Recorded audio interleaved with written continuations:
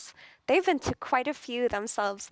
The rest of Gaming Gladiators, of course, are much newer to TIs, but very excellent placement last year with second place. They are coming in with experience of their own. Yeah, Quinn and Monet actually been to the same amount of internationals with that as well. I see.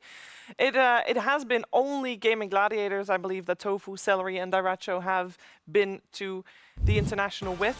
The rest of the players had success with other teams as well. Coming into this series, I think, we got another matchup where it seems clear-cut. It seems like we know who should be victorious here, but I think that the previous series has proven us it's not that simple. How do you feel like these two playstyles are going to match up?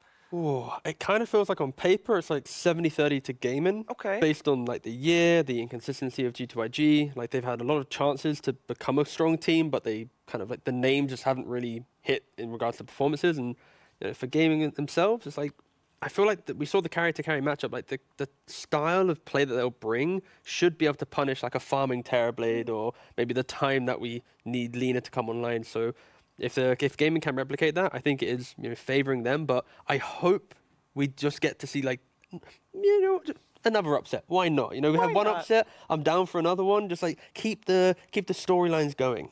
Yeah, I think Gaimin's style is very difficult for G2IG because the way that Gaimin play is that they snowball lanes, they control all runes, and they bring the pressure through their mid and through their carry. Like we saw the difference in hero pools like Lacoste spelled out for us, but that difference it changes things when you're playing with a carry player like Monet, who's very Ame-esque in that he wants to farm, he wants to go to the late game, he wants to carry his team on his shoulders. But teams like Gaimin that bring every single piece to the early game tempo, including their carry all the time, IG have historically suffered against this kind of style. And their track record versus Gaimin isn't good for this reason too.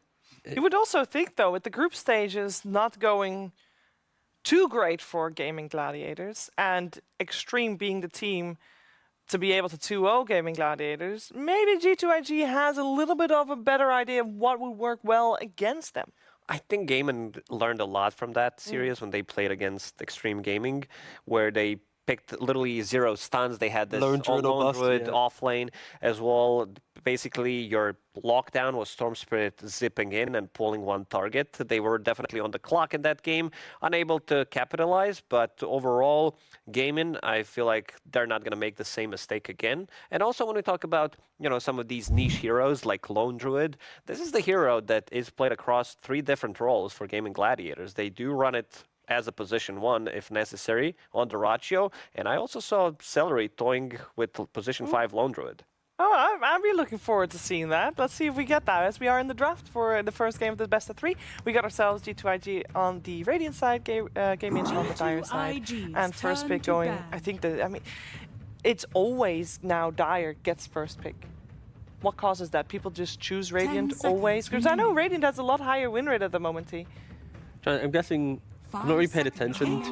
Do we have the stats on that? No. I guess we don't. Yeah, I can check. It's pretty in favor of Radiant, and Radiant first pick is also pretty high. We do have the set. I was very confidently incorrect there. I'm often am. The thing with Radiant is naturally you've got a harder to gank jungle to some degree, and also because the speed in which you can run through it. Also, you have the 20-minute daytime Roshan, so your outpost is available if you want to contest it. So I think a lot of the differences inside is more like where do you want to be on the map at certain times, and if it aligns to Radiant side, because it's kind of that kind of entry to mid game, it should naturally feel quite better. Also, another aspect of Radiant and Dire that always needs to be talked about is the outer edge jungles on the map. So actually, in the last year, if you talk to a lot of teams, they preferred Dire, and often that preference came from their carries wanting to play on the Mighty Mines, which are Dire side, which give you bonus HP regen. But the carry pool that's currently in meta is not HP regen dependent, it's actually mana regen dependent. When Rangers and Linas, and the Radiant side gives you mana regen, which in the past year, we haven't had carries be dependent on that when they farm, but this time around they do, and I think that's an overlooked aspect that is a big part of the reason why teams prefer Radiant. And they did nerf the Dwarves. The Mighty Mines regeneration has been nerfed. You know why they got nerfed? Because it was too high, the number? Because OG ran a jungle Pudge. They did run and kept hooking using the mana aura whilst they had like a primal soloing top, and then Pudge was hooking. So because of OG, that also got quite quickly nerfed. Thanks, OG. Yeah. I'm kind of actually happy that we don't see the Pudge jungle hooking. That would have been like the creme de la creme of TI, actually. That would have... Someone bring it back, potentially. Nah. Let's see what we got here, because we got an overall first pick with the Sand King. Enchantress coming out the answer, so I think we know what Celery is going to be playing. Oh, that's the wrong team. But I think we know what Xnova is going to be playing either way. Most likely, I don't think you run Enchantress as a position 5 as often as you did before, even though it always has been Boboka's specialty. Bobaka also loves to go super greedy. We've seen him play Sniper with Mask of Madness. This guy is just crazy when it comes down to itemization. Always was, probably always will be. He has a niche to it. He's, I would say, crazier Jinkyu when it comes down to itemization. Very self-oriented. He doesn't think too much about the team, does his own stuff. A lot of the times it does work for him, but I think in this meta you also need these team fighty items. You need the Solar Crest, you need the Glimmer Cape, you need a pipe maybe if your offlaner's not going to buy it. It is pretty cool that both teams go for an opening they have not shown yet. We've not seen Gaimin play a Sand King, and we've not seen G2IG playing Enchantress this road to the International, that is. I think a lot of Gaimin's losses, though, have been because they've been drafting quite a lot of vulnerabilities in their lineup. We just saw like the weakness of Tinker in certain matches due to Spirit's performance. They picked, Sniper support when they weren't really covering it that well. And then they had the Lone Druid game, right, where they all in. So I think 3 of the last losses they had, you could argue, it's because they're picking heroes that aren't really blending into the, emerging meta of TI. So I expect, at least from here on out, they're probably going to take a step back, really soak up what's happening, and then kind of return to some form at least. Because they've one win out the last 4 games they've played. Yep. This is quite the early Pango coming out from IG. Of course, it's a hero that you have to think about when you're playing against Gaimin, because it's one of Quinn's specialty heroes, but it's not a hero that IG are uncomfortable with. They have ran it a lot in the past, too. The issue with this Pango is that you could just put Sand King mid, and then I feel like that should be a Sand King favored lane because of Pango's nerfs. Before Pango's nerfs, it felt like he actually went 60-40 with Sand King mid, but I don't think that's the case anymore. I think one nice thing about the Pango is G2IG, they like playing like sometimes JT offlane Pango, sometimes mid Pango. And I think out of all the teams, Gaimin is one of the few teams that likes to really react to certain picks. Like if Quinn sees a mid matchup, like he's not afraid to like pick the Huskar, pick the hero. So potentially for G2IG, having the flex between mid to offlane protects you from Gaimin like locking in like the big counter. Like they've tried doing it before with Lone Druid, the other heroes I mentioned. Like they really like to just delete a hero from laning phase. Hero that we don't see that often. It's only 12 games being played on Shadow Demon, but he is sharing the first place between him and Naga Siren, the most contested hero of the tournament so far. The reason why this hero is so good, he's anti-carry. You can't reset multiple times. He also has a save, so they can, if they don't have that overwhelming team fight where they can bring down the heroes. And most important thing is he does have a Dispel, and he also can remove all of these auras. The Crimson Guard, the Solar Crest, whatever buff you throw onto someone, he just removes that instantly, and then you can focus him down. Yeah, and even Shadow Demon within the 2 heroes that were drafted before him, he synergizes very well with, right? You have Disruption into Arrow, you have the Disruption set up into an Epicenter on lane. Like, there's a lot of means for the Shadow Demon to playmake even before he gets to the point where they're dependent on his ulti. And this is a little spooky from G2IG, right? Like you're picking Luna into Shadow Demon, so the whole SD takes illusions of Luna, it prevents her from getting Butterfly. You don't really see Butterfly too often, but it is going to be most likely like Hurricane Pike. There's that factor. And also, with Sand King Mirana, like you're going to have to use your BKB very early on Luna to survive the fight. And you're probably going to need to try and find ways to buffer up after, because I don't think you're going to really rely on like that BKB moment. Just to touch upon more on Shadow Demon Luna lineup matchup, this was really bad for Luna for years, pretty much. Then Luna had her damage reduction with the Shard, which has been removed. Now it's one of the fastest. At the time, Luna was not afraid to play into that matchup because she could just pop those glaives and destroy the illusions, receiving reduced damage. But nowadays, Luna's like, you can still take that facet, but others are taking the other facet, the Moonstorm, that gives you extra attack damage. So again, I think it's gonna be pretty bad for Luna, which she's not gonna be able to kill off the illusions. And the Underlord comes out, which is an ace specialty, but it's such a good hero here because he builds 2 items that mitigate Luna's damage entirely. Auras? Oof. But the pipe mitigates Eclipse damage, the Crimson should mitigate her right clicks, and if you look at G2IG's draft, their damage is coming out of Luna. They don't have damage outside of Luna. Their Pango won't be doing that much up until a bit later. Their Tusk is just there to buff up the Luna, and their Ench needs items and to scale a little bit, get max level impetus before she can burst it out. It's just a nice counter as well to the emerging Drinking Buddies meta from Tusk, because you have Roots with the Pit of Malice, you have the Pit of Malice Slow as well as a talent, so anything which is buffing up your move speed will get removed from Underlord just throwing down his second spell. If you get Aghanims down the line, you can start a fight by rooting up. You have now your entire screen gets filled with 2 different roots. It's really obnoxious. And that's where, like, G2IG, I look at this lineup and it's like, you want to farm, you kind of want to do what Nouns did, right? It's like farm for a little bit, Luna gets strong, walk down lanes, and I just don't see that same strength of walking down the lane this time around, because the points Effie made about Underlord and the auras, the Sand King's strength at finding the backlines, 100-0 heroes, Mirana easily could still be the core of 4 here, but yeah, I'm a little worried that G2IG isn't going to be able to replicate the strength and the kind of the team-wide fight that Nouns just showcased with Luna. I do want to say, though, there is the Enchantress X Factor, because we talked about how Shadow Demon dispels auras and buffs. Enchantress does the same thing with Enchant, so if G2IG want to all-in one target, they can just remove the auras off of him with this Enchantress enchant. And there's also just the X factor of how much she can do in the early game. You know, is she smoking to mid, taking runes, getting that tower with the first catapult? Is she going through the gate and pressuring the enemy carry? There's a lot that an Enchantress player can do to give their team a lead after lanes. It's probably going to be Mirana support here, and it's been, you know, a hot minute since I've seen the old SD Mirana around the map, but I really hope this is a wave of nostalgia. I want to see the disrupts into arrows, but overall, a very scary scaling lineup from Gaming. And another point here for G2IG, like, their backline jump is purely the Pango. Tusk now plays on moving towards your core. You don't really buy Blink to find the backline. For now, I mean, they still have one pick. Sure. They can fix it. Yes. But Pango is like a control backline hero, not a killing backline hero in the mid game. Early on, sure, when you don't have items, but this what pick... about some good old repositioning, some Magnus that could come out where you drag the Lina away from all these auras, away JT from Magnus? the classic. Ooh, that's a where classic. you can drag them away so that he doesn't get the disruption save, not puts him in a smiling. bad spot. It's not his pick, I don't... Well, what if JT just gets the Pango and they put Tiny mid? If he's picking Magnus, he's smiling right now. This is Oh, years... Unless he's been, you know, Yeah, he's been pretty changed silent. as a player, yeah. Maybe he just said Magnus, and that's it. No, but like for all Does that... not want to discuss it. For It's like, give me that. And wait, Hey, smiling! it is a No, my JT! Magnus.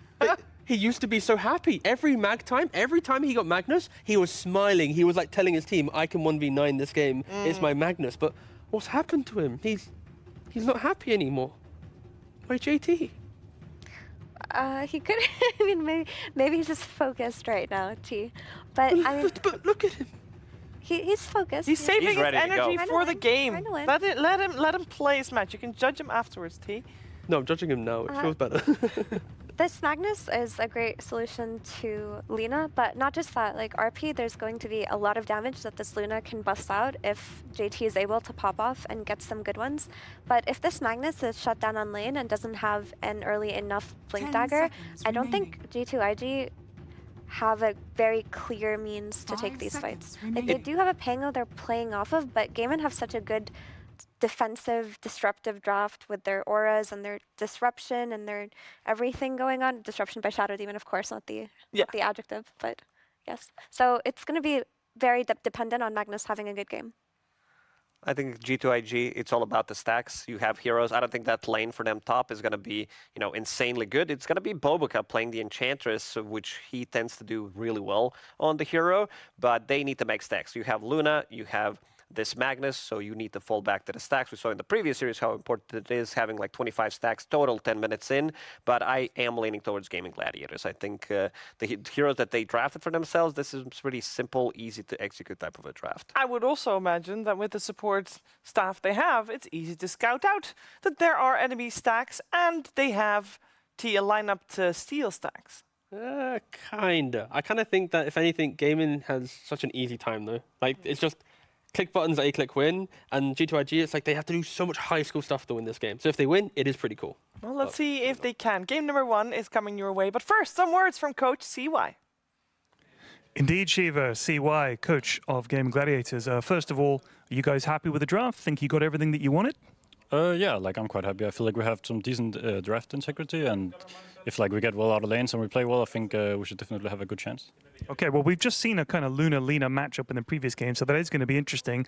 I understand that you are Danish, and obviously we are in Denmark. Are you happy to have a TI here in Denmark, and do you have friends and family coming to watch? Oh yeah, I definitely have, and yeah, I'm very happy that there's a TI in Denmark. Obviously, it's been a long dream to even like attend maybe an event here, but now I get to also like coach at an event here, so it's super cool, and I didn't expect it at all.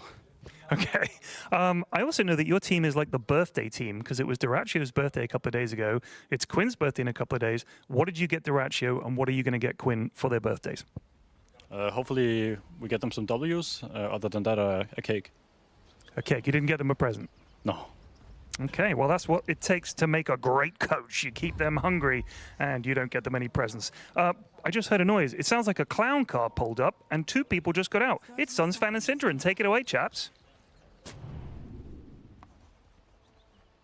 Hey, you, buddy. Thank you so much, Mr. Pyrion. You are the best in the business. Also the oldest. In the absence of alternatives, you are doing a great job. That's right. Very good. Thanks for joining us, everybody, for this final best of 3 of today. We got G2IG, brought to you by the legendary Jack Chen, also known as Korean Barbecue, versus Gaimin Gladiators, as we see the Bounty Rune battle occur here. 1 arrow, as in the auto attack arrow, not the spell. Don't get confused, Synderen. What are your thoughts on this matchup? Well, I think it's fair to say that history would expect a Gaimin Gladiators victory here. This is one of the teams that G2IG across this year, and I think since the formation of the team, has struggled with the absolute most in international tournaments. And a big part of it has been because G2IG's playstyle in the last year has been a little bit slow to build up in the early game. And guess what? Gaimin Gladiators are one of the teams that we've seen in the last year that dominate the lanes and snowball the games the hardest. And that's what I would like to see today G2IG avoid, is to just get rolled over, get out of the early into the mid game on somewhat even terms so that you can actually bring a fight to Gaimin Gladiators. Because honestly, out of all the matchups today, this is the one where I favor one team the most. Now that said, that also means that if G2IG could somehow pull out a victory in this series, that would be huge for their momentum going forward if they could finally overcome their big Achilles heel over this entire year. Having that in round 1 probably isn't the most inspiring, but I guess on the other hand, pressure's off, right? Yeah, you're not expected to win this one. Well, Nouns weren't expected to win the last series. That is true. Other than with you. You apparently did call it somehow. Just I did not. I just said I wasn't. You just used all your luck. Oh, that man. one call, Synderen. Look, I appreciate you giving me Nouns. credit that I didn't even earn, because I didn't call they were going to win. I said I wasn't surprised, because I thought Nouns are actually looking pretty good when they're playing well. And, you know, any given series when you're hot, and maybe the enemy team isn't playing their absolute best, the difference in skill between the teams at this tournament is small enough that any team can take a game off each other. We've seen that multiple times already. I think that's true for the last few TIs at the very least. It's not like the old days, you know, where a team like Digital Chaos would show up, people would just dumpster all over them, underestimate them, and then they end up going 2nd place somehow. Just crazy. Wow, just crazy. It's amazing. They must have had a manager that was really good at Counter-Strike. That guy is legit. Insane. Anyway, back to the game. Quinn in the mid lane playing the Sand King versus Nothing to Say's Pangolier. How does this matchup generally go? I mean, I would say on paper, probably Sand King favorite, specifically because I think the heroes both will be able to find farm in the lane itself, but as we've seen in other Sand King mid situations, Sand King can pull the wave and also farm an additional side camp. So Quinn should be able to get more value out of the lane when he hits higher levels, just from that efficiency play. Pango can, in theory, do the same. He's just not as fast at it and as efficient, so Sand King should pull ahead. But, you know, as far as Pango matchups go mid, that hero has some matchups that are really bad. I don't think this is one of them. I think you're okay, and for Pango, a lot of the time, that's good enough. Yeah, I mean, how often is Pango favored in a lane? That's a good Very seldom. How often is he favored in Dota in general at this tournament is another question. I think it has one of the worst win rates with high amount of games. So, yeah, it's not great. I think it's we just saw it on screen there. Sub 30 is not looking too hot, but Nothing to Say is trying Pretty to sure change that narrative. That's user error at the end of the day, Syndra. Definitely a good hero. Yeah, Pango cannot be bad. We've That's learned, impossible. yeah, they've tried to nerf him how many times and he's still good. So just too small of a sample size. Keep trying, guys. Speaking of small sample size, I think it's, what, 11 games or so of Luna so far, but a super, super high win rate. Yeah. And I believe your prediction, going to put words in your mouth here, she will be a first phase ban or pick later in the tournament. I think she will be bumped up in priority. Currently, she's 9-2. Her games have been looking really convincing overall. I think this is, for me right now, in my power rankings, the best carry in the patch. And yeah, it's entirely possible that she gets bumped up. Let's see, Baboka 5 stacks of Shadow Poison. See you later. That is a lot of damage. they're And not even Celery's actually trading. going to live. Yeah, that's surprising as well. So good first blood for Gaimin. I mean, this is an old school combo. Disruption into LSA. I mean, they have the arrow as well if they want to transition the Mirana over. Why is the Shadow Demon, why did it get through this time? Yeah, so G2IG banned, especially in one particular hero, I'm trying to remember, there was one that isn't a standard ban right now. They went for the Lone Druid ban, right? So that opens up for an additional hero that you maybe wouldn't usually see getting through in the SD this time. And then they snagged the Ench themselves, that is usually rated very high for Gaming Gladiators as well on Celery. So it seemed like a targeted approach against this team to really get their hands on the Ench and changing that dynamic up a little bit. Yep, so Ace gets to play his Underlord, so he has a few heroes up his sleeve that he just dominates with, for sure. Yep. Great Aura Carrier. Yeah, absolutely. And they were talking about on the panel the fact that Shadow Demon can purge some of these buffs, like the Crimson Guard and whatnot. But the side of Gaming Gladiators not having to worry about that at all, as Quinn making his way over into the jungle. Probably not going to be too happy to see the double spawn of Gaben there, as I like to call the Mud Golems. Double spawn of Gaben. Actually, I guess I should call them Spawn of Gods, I suppose would be more fitting. If you remember that. Nope. You don't remember Golem Get You Gone? No. Really? Is this a meme? Yes. Oh, wow. That's oh why I my don't know that. goodness. You think I keep up with memes? That's actually the meme, is I don't know memes very well. That is fair. Mid lane, we can see the CS. Quinn is winning right now. Of course, some of that is the jungle, but nothing to say. Not too far behind regardless. I mean, in terms of levels, pretty close. And who's the first hero to transition over? The 6-minute power rune is about to come up. Yeah, it's largely going to be dictated by that, isn't it? Unless, I mean, I suppose on paper, the G2IG lineup would really like to make a move to activate their Ench, and Pango can combine with that very well for a potential tower dive. Uh-oh, top lane. And LSA. It'll be fine, but yeah, the pressure on to JT here. JT was trying to turn things around. Nothing to say. He's going to pop his Rolling Thunder. Will connect onto Celery. Baboka makes his way over as well with the Centaur Stomp. That is, well, it almost was a perma-stunt, but regardless, they get the kill onto Celery. So there is that combination of heroes, but not in the way I was imagining. This was a response rather than them taking initiative and diving the carry in the tower.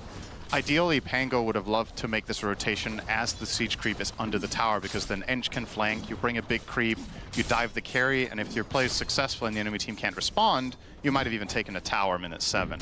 But with this Rolling Thunder used here, that's kind of the end of the play, and things are going to mellow down a little bit here. So overall, I think for Gaming Gladiators, only losing an SD there is completely fine in the grand scheme of things. And as it looks, the Wisdom Runes will also be quiet this time around. Just Tofu is covering this in case of any shenanigans, but nobody... I feel like most games we've been seeing, this is the exception, of course, that we're watching, we've been seeing entire teams show up for the first couple Wisdom Runes.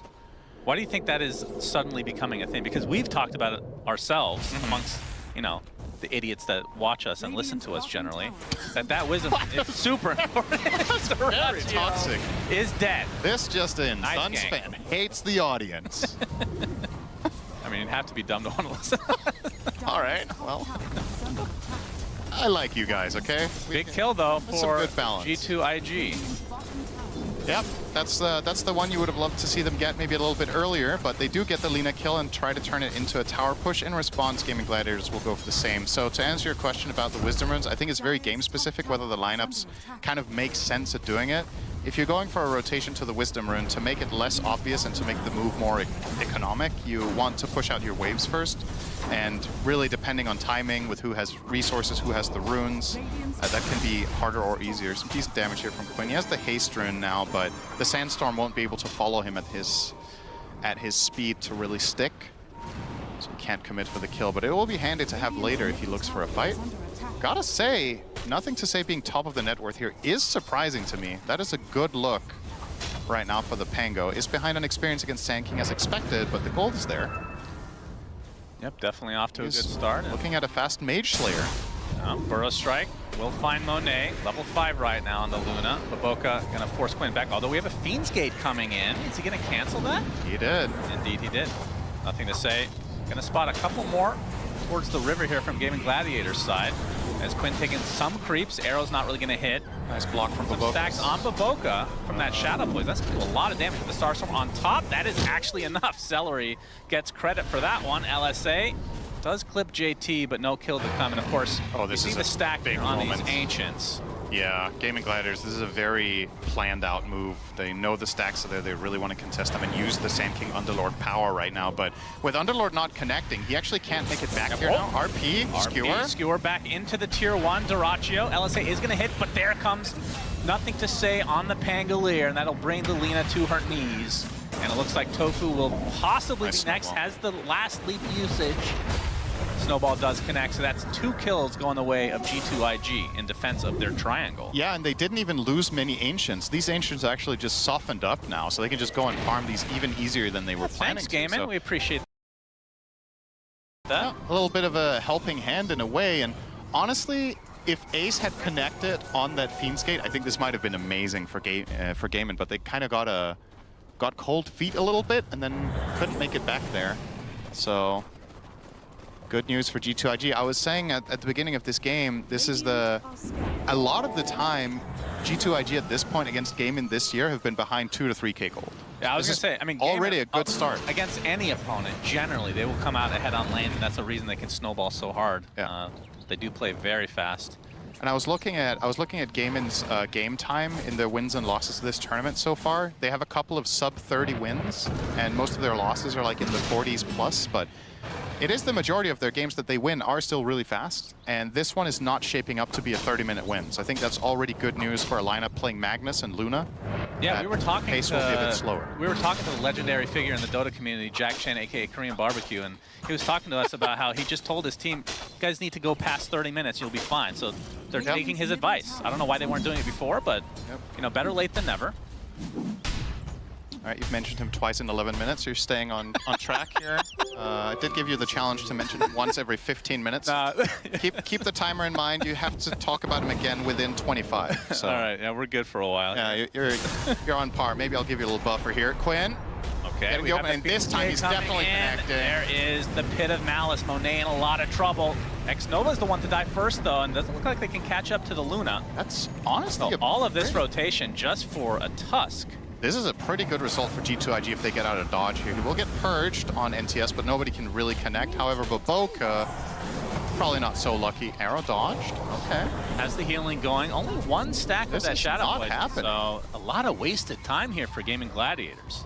Yeah, and that was a big rotation. You brought the Fiend's Gate, you brought 4 heroes to this play, and you only found a support. Luna staying alive there, very important. And if you look at the net worth distribution right now, this seems quite similar to the game that we just watched with Nouns, where Yuma on the Luna was struggling a bit in the start, and then you fast forward 10 minutes and he's way ahead of everyone else. Gaiman are aware that this hero needs shutting down, but Monet not being killed a single time yet at 12 minutes and dodging in particular, that gank can turn out to be very important as we go down the stretch in this one. This is already, as we've talked about, seems unlikely with the nature of Gaiman's lineup. A lot of the time when they snowball and win these sub 30 games, they will be the ones having Ench. They will be the ones having Chen. They will be the ones having good tower pushing cores. Not really the fastest this time around. And on top of that, when you're thinking about high grounding, there's a bit of an X factor this time with a Magnus Skewer. Yeah. Always going to be tricky to siege that base. So you've got to keep your eyes open when you go in. And he's got the dagger now. Delivered. Yeah. Pretty good start for JT. Absolutely. This, I believe, is the second Magnus game of the whole tournament. He's been a very unpopular hero. He's 1-0, I believe. When he'll find an opening. Easy arrow set up. Although the snowball will delay things, and some Allies are coming Oh, over. never He mind, gets to the Drinking high Buddies. ground. That's a big shield crash from Nothing to Say. He gets the Rolling Thunder off as well. Looks like they might have to just settle for the Shadow Demon, but still, no easy kills kill. going the way of Gaming Gladiators. When I said easy kill, I meant Shadow Demon. Yeah, of just in course. case you- No, I understood that. Yeah, I speak fluent Cinderin. Drinking Buddies is one hell of an ability. You always need to remember. I'm like, okay, this Tusk is dead. There's nobody around. But if anybody comes remotely close, he can actually just find his way out. So It's a cool ability for a little sure. bit of a nice escape. I feel like that one might get nerfed Oh, a little come on. bit. Why don't you just buff the other one? in cast range, as we're seeing here that this is a very serene game being pointed out by our lovely observers. There's 6 Seeds of Serenity That's a lot. in this one, 2 shovels. Shovel's really nice now that you can always get a water rune. Yep. It's kind of a crazy one. But obviously the backup to the Seeds of Serenity, apparently. Yeah. Everybody just loves that. Of course, Pango, a big fan of the Pursuit. Lance, there we go. Took me a second to remember Yep, that I one. thought you were having an aneurysm. Was a little bit worried there, but we're good. Medics Actually, hold both on. things can be true at the same time. That's true. I'm okay for now, though. Thanks for JT smoked up. caring. Wanting to show off this Blink Dagger. Yeah, I was wondering if they were going to use this smoke to try to contest the 14-minute wisdom, but they're respecting Gaimin's position on the map too much that this could just be a trap and be really high risk for medium reward, and they will just settle for potentially finding themselves a little Sand King snack here. I hear that Scorpions are the future of... Oh, my goodness, that reaction time. Very Ooh, nice. disgusting. Quinn is a filthy human being. Okay. Oh. All right, that was good. All right, we hate the fans, we hate Quinn. What's next? Do you still like Jack KBBQ Chen? Yeah, speaking of It's actually good. you mentioned it for me. I appreciate that. All right. Monet going to be taking some stacks here. I mean, now that RP is down, like, how fast does Gaming want to ramp things up? Because we talked about them being a fast team in general. What items are they waiting for? I just feel like in the nature of their lineup, this is not going to be that quick. You know, you want the Underlord to have ideally 2 auras, and probably your Lina to have BKB plus something, because she will be quite exposed in this one. Boca will be fine. They're just poking and prodding to see if they can bait some TP rotations, perhaps, and keep map control that way. Yeah, good question, really. I think Maybe see the replay. a bit slow here from Gaimin. Is he was he smoked coming into this? Man, Yeah, very nice. so good. That is a TI play right there. Yep. From Quinn. both players. Yeah, technically true. Quinn level 12 now. Uh-oh. As Whoa! little sub-tick action there. No big deal. That'll fix itself. Yeah. Would be quite a crazy bit. What do you think if a hero could do that? What? Make everything glitch? That's the Monkey King ult. It's old PL. The reason he fell out of favor in Pro Dota is that he doesn't lag the game anymore. Yeah. So people stop picking it. But imagine that. Imagine, you know the old Faceless Void ulti in Dota 1 used to stun the entire map except yourself for 4 seconds. I remember Everyone. you telling me this. I think that's slightly before my time. Allies and enemies. Everyone was stunned except you. Yeah, that's a cool feature. That's, I believe a certain other game developer would call that anti-fun. Yeah. Yeah, for sure. Much like this conversation. Yeah. Anyway, so Gaming Gladiator. That's me. Takes one to know one. If you need any anti-fun facts, just talk to me. Somehow that became really uninteresting. Usually I'm really into that, so. Yeah. Monet. Getting worse in my Get old caught age. out here. Yeah, this is a big moment to dodge, Quinn. but Okay, we got the Burrow Strike. Looking for the arrow he ate set the up, arrow. but X-Nova takes it. Nice Pit of Malice, though. The Eclipse comes through. Trying to dissuade them from coming any further. Tofu taking quite a bit of damage. But an RP onto 2 heroes. Nothing to say with the Swashbuckle and his ult onto 3. He's going to use the roll-up as well as Ace. He's a bit isolated. The Gleipnir's going to connect on 3 heroes in the meantime for Dyrachyo. And now the aggression from Gaming Gladiators continues. They get 2 kills on 2 cores. Epicenter to follow from Quinn. Nothing to say. Not going to have much to say after this. That is for damn sure. Although he is pretty tanky with that shield crash, and the Drinking Buddy's getting a little extra move speed, but a double Burrow Strike from Quinn, and the damage is just unbelievable from Gaming Gladiators. Triple kill for Ace, and this is going to be a full team wipe at the 17-minute mark. Wow, ultra kill for Ace. And they're going to get a tier 1 to boot. Somehow, out of nowhere, they just blow this game wide open. that was actually such a close fight, and it ends 5-0. there were multiple heroes on Gaming really, really low, but I think the instrumental part of this fight is that, sure, the Magnus and Pango are combining spells pretty well, but the Eclipse was already gone. You said the Luna was using it to protect herself, which is true, and that means, well, when you land all these big ults on the other heroes, do you have enough damage when the carry isn't offering it? I guess the ultimate conclusion is no. So you're going to see the replay here. Really nice play from Xnova to eat that arrow with the drinking buddies, and Monet, defensive Eclipse, runs away here. We'll turn on Tofu and force him out, but there we go. 2-man RP and a nice combo from Pango, but there's no real backup here. So they use the Greaves on the Underlord, and they just stay alive on the whole team, and Daracha with a beautiful Gleipnir into 2-man stun, kind of seals the deal, but look how low they are. Yeah. I think he got stunned mid shield crash there as well, by the way. On Nothing to Say, he was mid-air, or that could have potentially been a couple of kills his way, but all of a sudden, according to history, Gaming Gladiators will now pull significantly ahead of G2IG. Brought to you by Jack Chen Korean Barbecue. So now 7K lead for Gaimin. They have the Aegis. That's what was happening, that little screen down there while we were looking at the replay. And I mean, this is a really early Roche in general, but hey, if you can get a huge team fight like that, you can do whatever the hell you want. So the question remains, Cinderin, what can G2IG do to get back in this game? Obviously, they have a Luna, which has been a monster late game, but how do you get to that point against a team that is historically really good at ending the game early? I think, depending on how fast Gaimin want to play this, they still need to be careful with the Blink Skewer plays. So you're always going to have that in your back pocket if they try to high ground. I mean, with the fight you saw the potential. It's just a matter of lining things up that little bit better. So if they can hit a 2-hero RP and a Rolling Thunder on top, and then to have an Eclipse that is dealing damage in the meantime, I could easily see them find multiple kills. The tricky part is, with that big teamfight victory, the Underlord pipe is not that far away, and that's going to swing things in a big way. Well, they're going to try to skewer it this time. Yeah, onto a tanky target. Ace already at half HP, but here comes the counter initiation from Quinn, showing off that Bloodstone. There's a Pit of Malice onto the 2 supports of G2IG. It will likely fall very shortly here. Aegis still intact as Daracha just right-clicks JT casually. Nothing to say. Oh, just in time with that disruption to cancel the TP. And again, it's been 9 kills in a row, if I'm not mistaken, on the Gaming Gladiator side. And the tower, and this was just a full-on deliberate bait from Ace. He gets caught, he puts down the Fiend's Gate, the teammates arrive, and easy peasy. He is tanky, despite still not having the pipe. He knows that if they want to kill him fast, it's going to be a full team that's needed. And he just flat out baited himself there and got his team 4 kills with it. Nice and easy. This tier 2, can they actually finish it?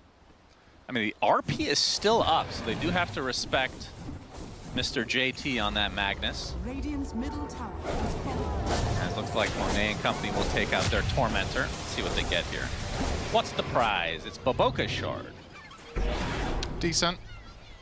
Some more damage isn't bad here, getting the Sproink. It is, as we said, going to be the main problem here is, can you actually kill the game inside? And a bit of extra pure damage from Ench goes a long way against Greaves' pipe. So first Aegis, already only 1 tier 2 tower remains for G2IG. In this patch, that is, I mean, maybe for Gaimin it's more normal than others, but that's fast. Yeah. It's definitely hard times incoming now for the side of G2IG. But I do think the mindset here should be we should look for a fight. I think if you keep giving Gaimin the map control, you're just kind of digging your own grave. Oh, he's actually going for it. Epicenter with the follow-up stun from the Mirana. Nothing to say, gets off the roll-up into the Rolling Thunder. Looks like he's going to be fine, actually. And Quinn's going to take a full eclipse, but there's a disruption from Celery to save him. But the RP onto 3 heroes with a huge skewer to follow. Do they have the damage to follow it up? Daracha is actually standing his ground. Remember, he still has the Aegis. And after all of that, they get 4 kills on Gaimin's side, and all they lose is the Aegis, and it will likely just be a full team wipe again.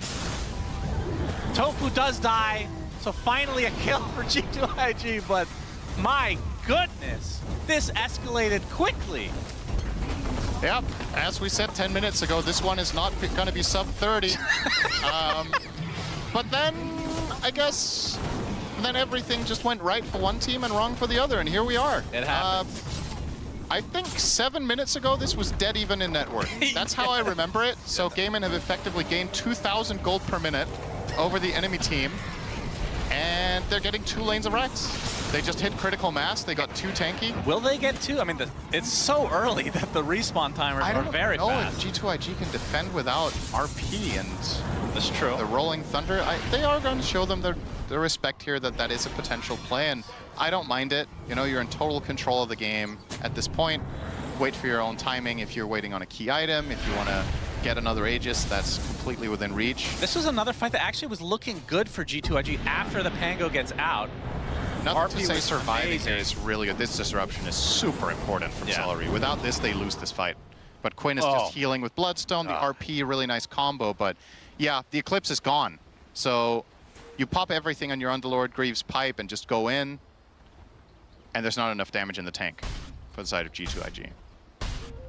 I'm surprised Tofu died. He just ran away from the Impetus. Yeah. They could have maybe done this fully cleanly. Yeah, I think so. So one rare mistake here for Gaimin. In the last few minutes at least. There's nothing to say. He's going to get caught out. Gets the Rolling Thunder off though. He'll live. And will TP to safety. But this is effectively Gaimin just... Did not TP actually. Are they going to force this now without Pango ult? Quinn has a shield rune. You do not want to deal with. He is not killable. Well, they do have Enchant, but... That's true. That's true. Dyrachyo going to work on the top tier 2. This looks like an easy grab for him. Ace can tank this forever. Yep, he's a big boy. So he's got that pipe, along with the Greaves, of course. And Crimson will be next up, not even that far away. And he's only the 3rd most farm in the game. Yeah. That is crazy. Yeah, we haven't really talked that much about Quinn's farm, but I mean, that's what Mid Sand King does, right? This hero has just been buffed so much, has a tendency to get this rich. If you're ahead, you can just walk around with the Sandstorm Dust Devil and just keep farming. RP onto Dyrachyo, but the disruption. Will it be enough to save him, though? He's surrounded by enemies right now. Ace with the Pit of Malice from the side. Dyrachyo trying to run away, slowed to a crawl. He's going to use the Laguna Blade. There's the Epicenter from Quinn, destroying everybody from G2IG. And that's it. That's game 1 in the books. Gaming Gladiators slap around Jack Chen. And they win game 1. 25 minutes exactly, huh? Well, yeah, it's just so weird when you watch other teams. I mean, I know Liquid's pretty fast too, but a lot of these games are like, you know, it's going to last around 40 minutes generally, but just really fast play here from Gaming Gladiators. But yeah, they take game 1 fast. Let's see what the panel has to say. It was a very fast game, and I do want to talk about that, but I also wonder, was it fast because Gaming Gladiators are a fast team? Or was it fast because Gaming Gladiators is a fast team and G2IG kind of added to the speed there, Lacoste? I kind of feel like once that RP missed on Quinn in the mid lane, I don't know, that's just a misplay that I don't expect to happen on a stage like this. Nerves, and also from what we've seen from G2IG in the pretty much throughout this whole year, they can be look really good, but most of the time they looked relatively bad to what you would expect from this team, and they're also a bit of on a slower side, I would say. Like, look at this team fight. This is just way too much coming out. Damage, the mitigation. This is the fight where Gaming Gladiators will not lose a single hero. It looks good, they land a 2-man RP, but the damage mitigation, this is the name of the game pretty much for this meta. Buy as many auras as you can, and also having a save with the Shadow Demon does help a lot, plus also Sanking. This hero is insane. There's a reason why the hero is first pick pretty much all the time. Yeah, I mean, they just didn't have enough early game damage to survive this timing for Gaimin, because the net worth wasn't too bad before this. It was like pretty much even, maybe like 1k in the favor of Gaimin, but like you see that they landed their spells perfectly, right? They did get a 2-man RP. They did have an excellent Rolling Thunder from Pango, but where was the damage? Nobody died there. And their heroes were entirely dependent, like we mentioned in the draft, they're way too dependent on Luna to deal the damage. And for Luna to get to a point where she can out DPS all of their auras, that takes time, and Gaimin are not a team that are going to give you the time that you need to reach that critical mass. Yeah, the cool thing as well in this game, it's like sometimes when Ace uses his ultimate, he's dragging the Lina to the fight. So rather than him playing the other side of the map, Dyrachyo is just farming the Ancients for free. He then jumps through the Fiend's Gate, identifies the fight, and he joins in. So you already have your aura body at the start, cushioning the blow of G2IG's initiation, and then you bring in, at this point in the game, the fragile hero through the Fiend's Gate once kind of the fight's developed. So yeah, it's just the hero setup from Gaming was perfect, the way in which they played it was perfect, and I think if you're G2IG, you cannot draft in this style where your lineup is like fragile. Like when you have a fragile lineup, you're playing for like the clutch RP, the perfect positioning of a Pangolier, like, and flip that to Gaming, right? Like they're a top 6 team in the world, often top 2 based on previous records, and it's like they don't need to do any of this. All they need to do is press like 2 auras and A-click. Like they've gave themselves like the easiest kind of like no pressure draft possible, where if they play it well, they should win every fight. It's hard to like mess up with these heroes, and yeah, I think G2IG, they need to just go back to the drawing board, fix it up, and see what they can do in game 2. We said that they need to be fast. They are fast, but at the wrong thing. They're fast at calling GG. This is 25 minutes, 15 minutes when they played against Thundra. They do tend to crumble, and I want to see, something other than the laning stage. I also want to see stronger lane combos that can transition into the mid game, because this draft from the start was pretty much all over the